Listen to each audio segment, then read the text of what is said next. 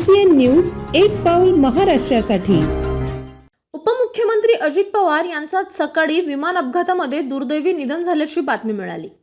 या बातमीमुळे खूपच धक्का बसला। अजित पवार हे गेल्या 25-30 वर्षांपासून महाराष्ट्राच्या राजकारणामध्ये सक्रिय आहे। त्यांचा शिस्तशीरपणा, स्पष्ट वक्तेपणा, धडकेबाज वृत्ती आणि राजकारणामध्ये कायम स्पार्क त्यांनी ठेवण्याचं काम केलेलं आहे। असा हा धडाडीचा, निर्धार छातीचा नेता महाराष्ट्राने गमावला। याबद्दल सर्वत्र हळहळ होत आहे। माझ्या मतदारसंघाच्या वतीने तसेच माझ्याकडून अजित पवारांना भावपूर्ण श्रद्धांजली।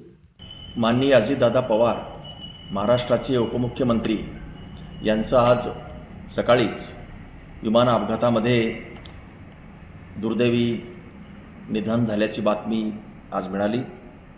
या बातमीमुळे खूपच धक्का बसला।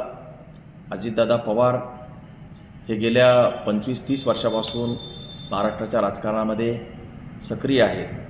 त्यांचा शिस्तशीरपणा, स्पष्ट वक्तेपणा, धडाकेबाज वृत्ती आणि राजकारणामध्ये कायम स्पार्क त्यांनी ठेवण्याचं काम केलेलं आहे।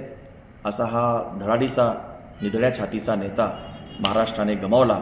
याबद्दल सर्वत्र हळहळ होत आहे। माझ्या मतदारसंघाच्या वतीनं तसेच माझ्याकडून दादांना भावपूर्ण श्रद्धांजली मी अर्पण करतो।